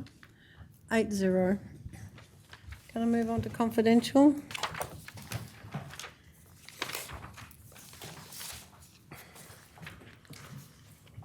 Mayor, do you want to, Do you want to see if there's anything there? it is, It is there. Oh, well, we might adjourn? adjourn for lunch. And does anybody need more than half an hour? Back at 1:30? I might need 3/4 now, sorry, but I can just catch up. Back at 1:30, is that all right? Okay, thank you. I'd like to reopen the meeting at 1:40 p.m. and we'll start with the closed. C1, Department of Resources Lease Renewal Lot 90 on Crown Plan DL 320. Do I have a mover? Councillor Davis. Thank you. I move that Council 1 advise the Department of Resources it offers no objection to the new renewal of term lease 0/238592 over Lot 90 on DL 320. 2, authorise the Chief Executive Officer or delegate to enter into negotiations with the current leasee, if required, to offer a trustee lease over Lot 90 on DL 320 for a period of 5 years. 3, authorise the Chief Executive Officer or delegate to sign documentation in relation to this decision. I have a seconder, Councillor Brumpton. Anyone like to speak? We're going to go to the vote. All those in favour? 8-0. C2, Department of Resources Renewal of Lease Lot 3 on Crown Plan TM9, reserved for camping and water purposes. Councillor Brompton. I move that Council 1 advise the Department of Resources that Council has no objection to the renewal of term lease 0/238553 over Lot 3 on TM9 or Council issuing a trustee lease. 2, authorise the Chief Executive Officer or delegate to enter negotiations with the current lessee, if required, to offer a 5-year trustee lease. 3, authorise the Chief Executive Officer or delegate to sign documentation in relation to this decision. I have a seconder, Councillor Davis. Anyone like to speak? Going to go to the vote. All those in favour? 8-0. C3, Department of Resources Lease Renewal Lot 117 on WV 894, reserved for gravel purposes. Do I have a mover? Councillor Seawright. I move that Council notify the Department of Resources that Council offers no objection to the renewal of term lease 0/230002 over Lot 117 on WV 894. 2, authorise the Chief Executive Officer or delegate to enter negotiations with the current lessee, if required, to offer a trustee lease over Lot 117 on WV 894 for a period of 5 years. 3, authorise the Chief Executive Officer or delegate to sign documentation in relation to the decision. I have a seconder, Councillor Vincent. Anyone like to speak? Going to go to the vote. All those in favour? 8-0. C4, Department of Resources Lease Renewal Lot 29 on WV 1852, reserved for camping, water and road purposes. Councillor O'Neill. I'll move that Council notify the Department of Resources that Council objects to the renewal, offers no objection to the renewal of term lease 0/238454 over Lot 29 on WV 1852, reserved for camping, water and road purposes. 2, authorise the Chief Executive Officer or delegate to enter negotiations with the current lessee, if required, to offer a 5-year trustee lease over Lot 29 on WV 1852. 3, authorise the Chief Executive Officer or delegate to sign documentation in relation to the decision. Have a seconder, Councillor Seawright. Anyone like to speak? Going to go to the vote. All those in favour? 8-0. C5, Department of Resources Lease Renewal Lot 18 on SP 110483, reserved for camping and water purposes. Councillor Hancock. I move that Council 1 notify the Department of Resources that Council objects to the renewal of term lease 0/238549 over Lot 18 on SP 110483, reserved for camping and water. 2, notify the Department of Resources that the road type parcels are still required for their gazetted purpose. 3, authorise the Chief Executive Officer or delegate to enter negotiations with the current leasee, if required, to offer a 2-year trustee lease. 4, authorise the Chief Executive Officer or delegate to sign documentation in relation to this decision. Have a seconder, councillor Burkett. Anyone like to speak? Going to go to the vote. All those in favour? 8-0. C6, Department of Resources, conversion to freehold, lot 11 on DL 450. Councillor Burkett. I've got a conflict for Oh, these sorry. two. Councillor Vincent has a conflict and has left the room. I'd like to move that Council 1 offers no objection to the conversion of term lease TL 219-300 being lot 11 on DL 450 to freehold tenure. Have a seconder, councillor Seawright. Anyone like to speak? Going to go to the vote. All those in favour? 7-0. She's still going to come back in. No, she's got another one. Conflict for the Another next conflict C7 on as the well. subject. Oh, But she's she going to has- have to Yeah. Doesn't she have to come back for you to call it? call the number does and she? then she's going Okay. to go. Sorry. Otherwise, if people won't. Oh, gotcha. She, Don't even Next think is of another. it. Don't even think about sitting down. C7, Department of Resources, conversion to freehold, lot 49 on WV 1065. Councillor Vincent has a conflict and has left the room. Do I have a mover? Councillor Seawright. I move that council notify the Department of Resources that it offers no objection to the conversion of lot 49 on WV 1065 to freehold tenure. 2, notify the Department of Resources the road type parcel is still required for its gazetted purpose. Have a seconder, councillor Burkett. Anyone like to speak? Going to go to the vote. All those in favour? 7-0.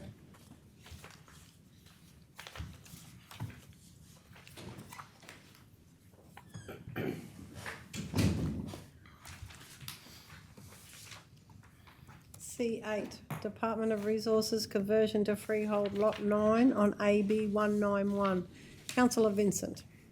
I move that Council 1 offers no objection to the conversion of term lease TL 213411 being lot 9 on AB 191 to freehold tenure. 2, notify the Department of Resources the road type parcel is still required for its gazetted purpose. Have a seconder, councillor Seawright. Anyone like to speak? Going to go to the vote. All those in favour? 8-0. C9, Department of Resources, conversion to freehold, lot 70 on EG 192. Councillor Brompton. I move that Council 1 offers no objection to the conversion of term lease TL 212693 being lot 70 on EG 192 to freehold tenure. 2, notify the Department of Resources that the road type parcel is still required for its gazetted purposes. Do I have a seconder? Councillor Davis. Anyone like to speak? Going to go to the vote. All those in favour? 8-0.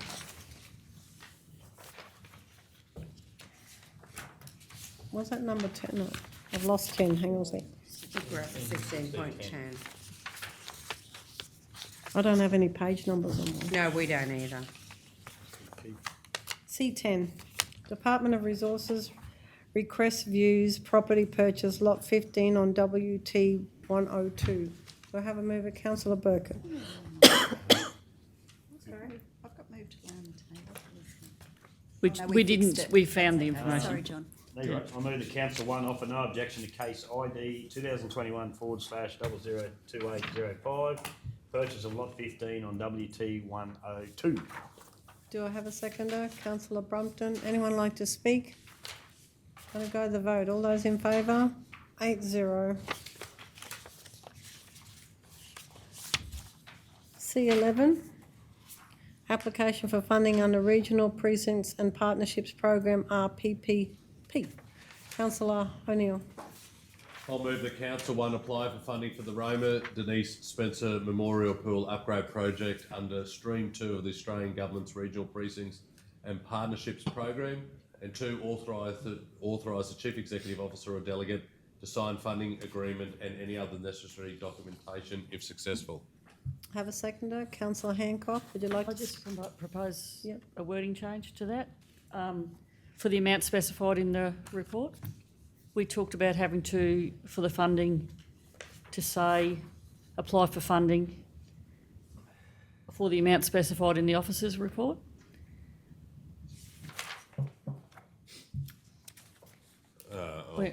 I understood. Oh, yeah.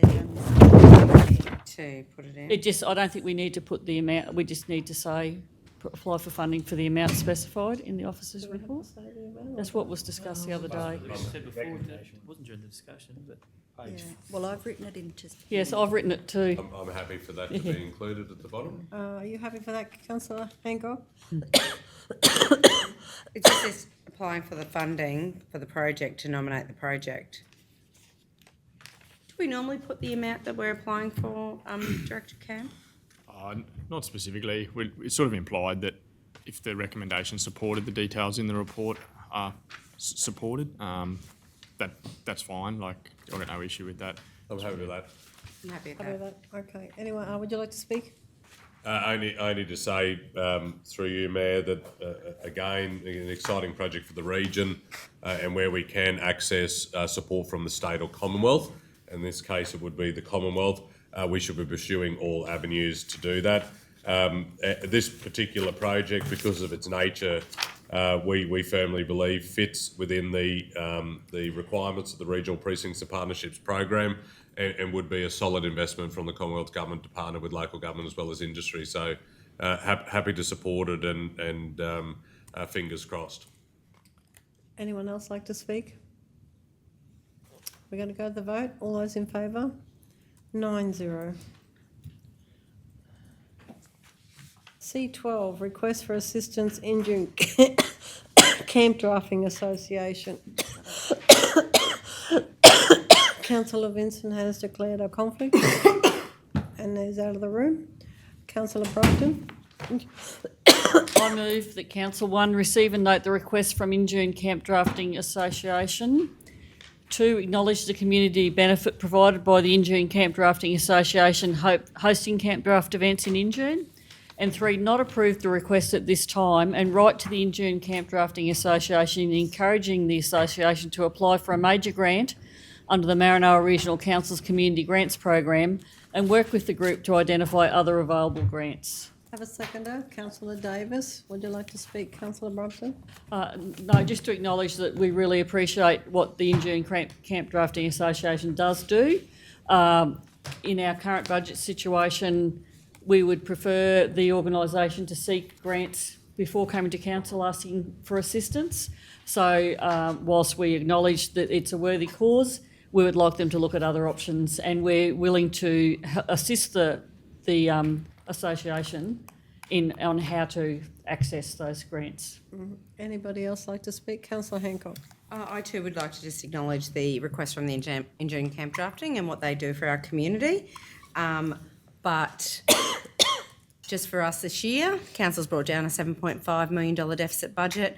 Quite simply, we can't afford it out of our sponsorship budget, but we still would like to look at it. And so if they would like to have a look at our community grants, it still might be an option via our community grants. And just to encourage them to work with the LDO to look outside of our region for grants that might be available at the moment as well. Yeah, quite simply, we just can't afford it. Anyone else like to speak? Councillor O'Neill. Yeah, thanks, Mayor. I'm happy to support the recommendation too. I mean, time is on the side of the Injune Camp Drafting organisation to apply for grants, whether that be with Maranoa Regional Council or some other avenue. We've got to get back to where we can direct community groups to the grant scheme.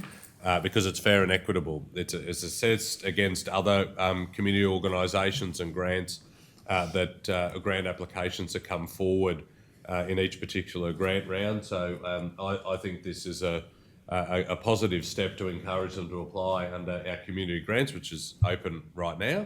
And the local development officers are there across our region to help support our community groups, and I think this will be a good example of that for Injune. Thank you. Anyone else like to speak? Would you like to sum up, councillor? We're going to go to the vote. All those in favour? 8-0.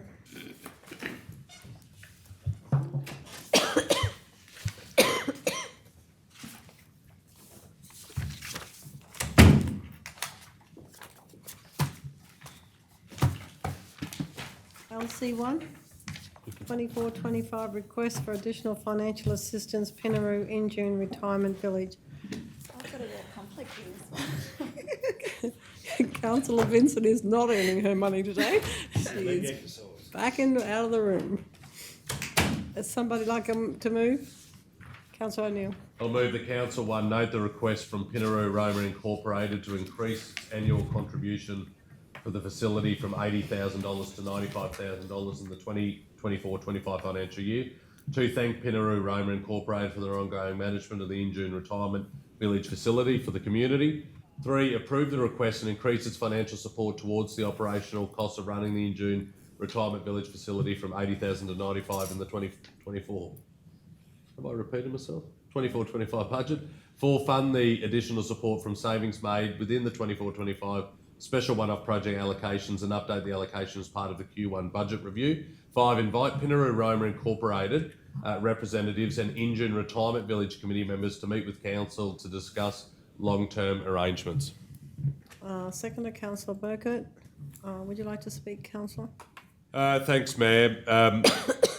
Obviously, this has been a commitment for a number of years from Maranoa Regional Council. The cost of delivering has evidently increased from the deputation that we've received from Pinaroo in relation to what they do for their the in-June facility.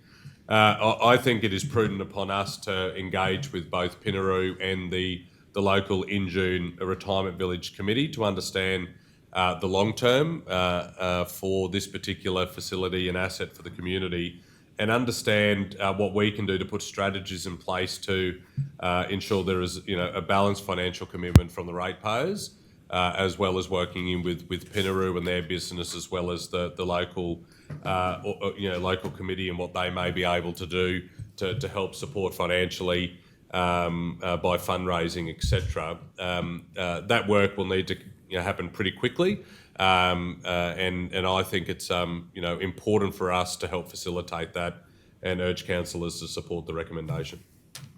Anyone like to speak against? Anyone else like to speak for? Go to the vote. All those in favour? 8-0.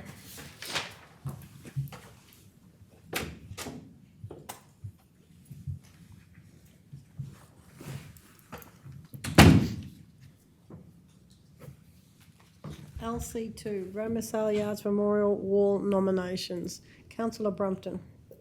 I move that Council 1 receive and approve nominations of Rod Turner, Keith Kimlin, Fergus Williams, Thomas, Jim Finney, Charles, Val Harms, Douglas, Doug Thompson, Artie Slaughter and Charlie Cosgrove for individual plaques on the Roma Saleyards Memorial Wall. And 2, be provided a subsequent report at an upcoming meeting regarding the nomination and approval process, including forms. I have a seconder. Councillor Burkett, would you like to speak, Councillor? Yes, thanks. I acknowledge the Saleyard staff that have done significant work to implement this process of developing a way to have these memorial plaques nominated by family members. And I do also acknowledge that there has been some time delays at times to get these through, but this is a large body that has been through the advisory committee, and we are recognising a number of people that have made significant contributions over the years to the Saleyards. We would like as a council to look at that nomination and approval process going forward, recognising that we probably won't have a large volume like this again. It might only be individual ones from time to time, but also like to thank Dan and the Saleyards committee for the work they've done around this also. Anyone else like to speak? We go to the vote. All those in favour? 9-0. LC4. Councillor Flynn has a conflict.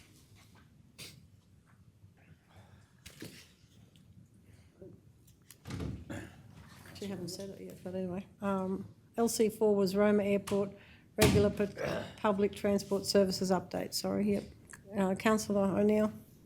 Thanks, Mayor. I move the council provide written correspondence to Director General Sally Stannard, Department of Transport and Main Roads, DTMR, outlining council's acceptance of the proposal conditional on the following.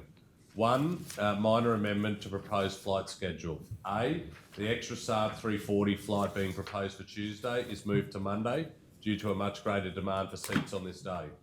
B, council's position on the first Q400 flight on Friday to be Brisbane to Charleville to Roma to Brisbane. C, council agrees to the proposal that the second Q400 flight on Friday is a direct Brisbane to Roma, Roma to Brisbane schedule. D, council's position is to maintain direct flights between Brisbane and Roma on Saturday. E, council agrees to the proposal that flights on Sunday are direct between Brisbane and Roma. 2, acceptance is for phase 1 only. Council has undertaken further estimates for screening services and the value provided by DTMR would only be sufficient to cover the costs associated with screening of phase 1.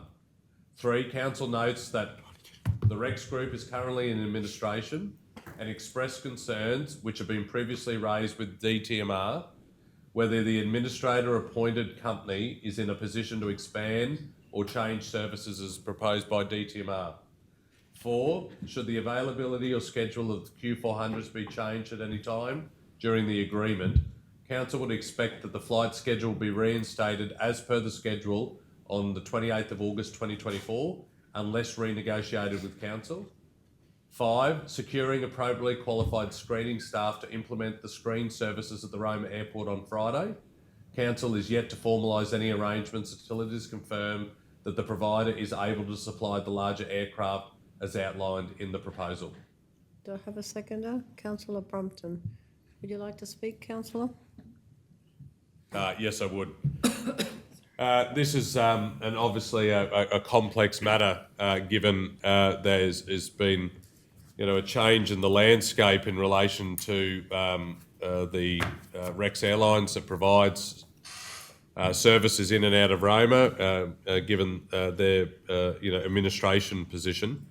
I acknowledge that this matter has been on the table for a little while from Maranoa Regional Council perspective, but a lot came to light after the election in relation to this, and Maranoa has appropriately done significant due diligence on what the proposal that was presented to us will actually have, in what impact it would have in practice, whether that be positive or negative. I think this is a good option that we're proposing back to the department.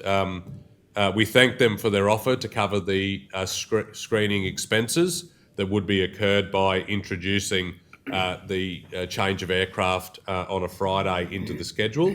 But we want to get the best outcome we possibly can for our community, whilst also acknowledging that the Q400 introduction offers opportunities to see the Saabs reallocated onto other ports across Western Queensland.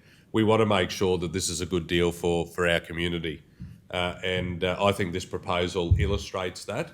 And we welcome a positive response from the department when they consider what we're putting forward. Anybody else like to speak? We're going to go to the vote. All those in favour? 8-0. Thanks. Second for that one, Cal. Yeah, I second it. Yeah.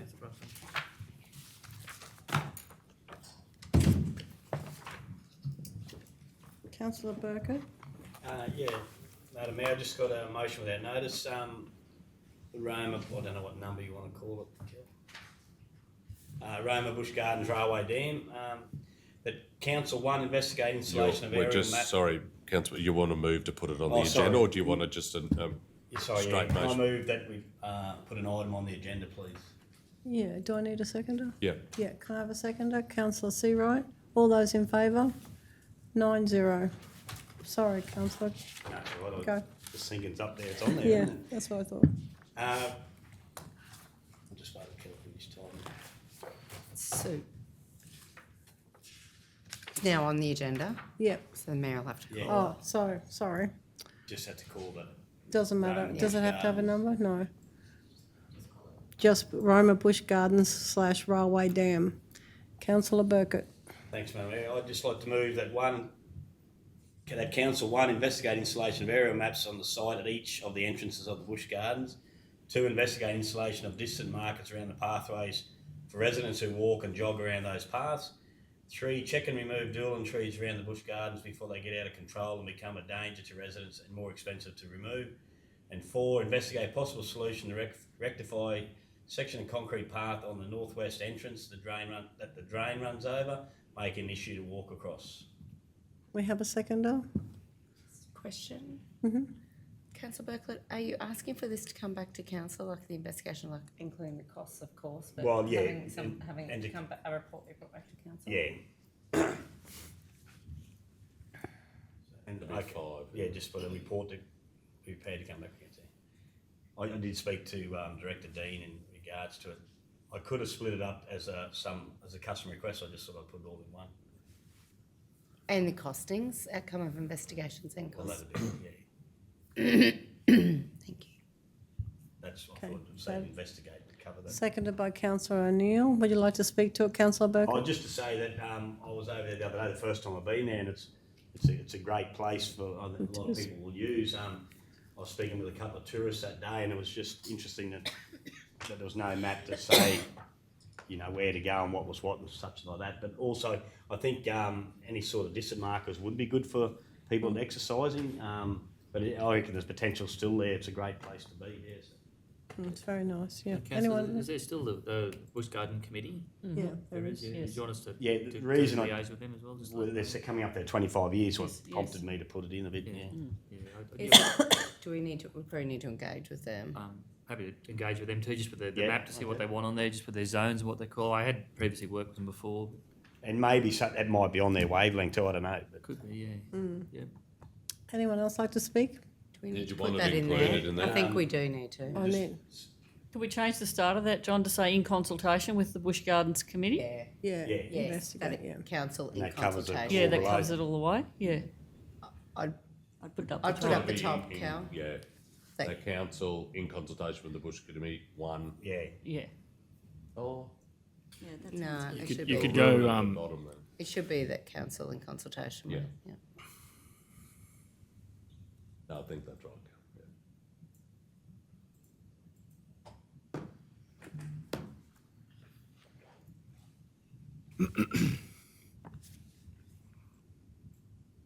That's fine. And just pull your investigate from up the top line down to number 1, Cal, on your.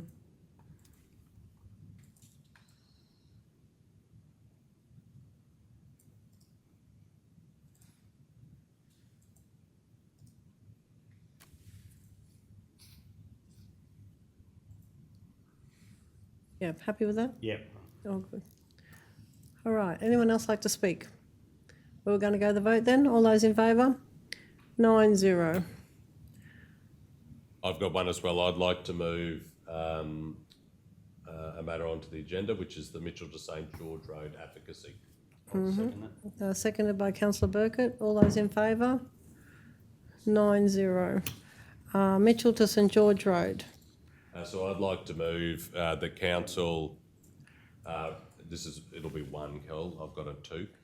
That council 1 writes to the Minister for Main Roads and Transport, the Honourable Bart Mellish, advocating for immediate state government investment to address serious safety concerns raised by the Maranoa community about the state of the Mitchell to St George Road. And 2,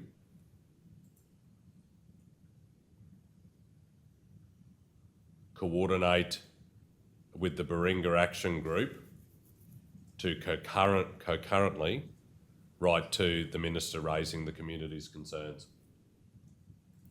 Can I add a suggestion, Councillor O'Neill? We also talked about working in partnership with Maranoa Regional Council. Maybe we could add something in there with that. 3, and authorise the Mayor to write to the Mayor of Ballon Shire Council, highlighting these concerns and asking for support view of their end of the road. Be good. Their end, yeah. To advocate together. Yeah, that's great. Have a seconder? Yeah, I'll second that one as well. Councillor Burkett. Would you like to speak? Yeah, thanks very much, Mayor. At our Maranoa Regional Council budget town hall meeting the other night in Mitchell, this was a major area of concern that was raised by a number of the community that were present, with real concerns, real safety concerns for not just locals that traverse that road, but visitors to our region, whether that be visitors that are pulling a caravan, but also the trucking companies that use the Mitchell to St George Road. We heard those concerns and we're listening to those, and we made the commitment that we would work together with the Baringa Action Group and the local community to advocate together to raise those concerns directly to the state government. Interesting enough, given that we've been doing these forums across the region, the Mayor, myself, Councillor Davis and Councillor Vincent, as well as the Director and our CEO, travelled that road there the other day with our forums in Begonia and Dunkeld, and we saw firsthand the state and the issues around safety, particularly on the top section, the section between Dunkeld and Mitchell. It needs immediate work, and I think we need to highlight that directly to the Minister and to provide, I think a picture tells 1,000 words, capture some photographic evidence, if not some video evidence to illustrate that we've got a serious matter here that needs addressing very quickly. I think it's by the grace of simple good luck there hasn't been fatalities because of the safety risks that we've seen and heard from our community. So I encourage all councillors to support this, and this is our role in advocating to the state government to make a real difference. Councillor Hancock. Councillor Neal, may I offer another suggestion? I've just remembered another conversation we had out there. We talked about reaching out to the trucking companies. Oh, we did too. Yeah, and I wonder if we could, and I think that would be a really strong... They probably got dash cam, Yeah. wouldn't they? Isn't that what they were saying? They were saying about that, but I think that we should reach out to the, who are they called, Cam, but the actual... Queensland Rural Transport Association. Yeah, and actually gets a support letter from them as well, because... And the Queensland Transport Association. Right to the Queensland Rural Transport Association and the Queensland Transport Association. What about the livestock? That's the Queensland Rural Transport. Yeah, thank you. Yeah. I may not have Queensland It was livestock, I thought. Queensland Rural Livestock Transport Association. I should know that. Yeah. And Queensland Transport Association asking for their support and advocacy on this matter. Happy with that, Councillor Burkett? Yeah. Thanks, Councillor Hancock. Want to speak? Yeah, I fully endorse what Councillor O'Neill's put forward. Like I said, last year or the year before, we wrote to the Minister, and so this is good to get it pushed forward. There has been a bit of shoulder work done down that road, and the main roads have also surveyed other sections to get done, but we don't know how long till that happens. So someone that travels that road a bit, and at night coming back with a football bus, it's not pleasant to get off the road the best of times when there's trucks coming. So it is a very big safety issue, and there is that many trucks. And just recently, it's probably multiplied a bit with the transport coming from the Morven spelling yards down to Victoria. There's been a lot of trucks coming through that way. So, so fully supportive of this, and hopefully we can get something happening sooner rather than later. Yeah, I thought we've advocated for this before. Yeah, true. I don't know the Minister wasn't this. We wrote to the Minister. We invited the Minister to come and have a look at it. That wasn't taken up. And so it would be 2 years ago now. Yeah. Anyone else like to speak?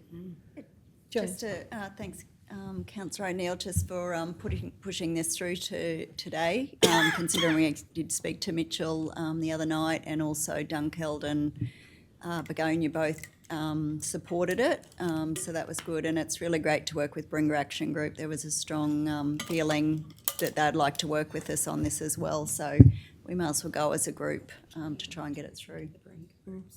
Anyone else like to speak?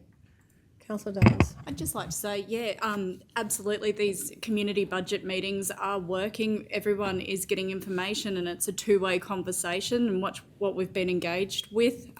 This is a great outcome from there and something we can hopefully partner with. I'm really happy that we're doing them. Anybody else like to sum up? Nothing further to add, thank you. Okay, let's all go to the vote. All those in favour? 9-0. Does anybody have anything else? No, did you? All good? Well, we'll close the meeting at 2:15 and thank you all for your attendance.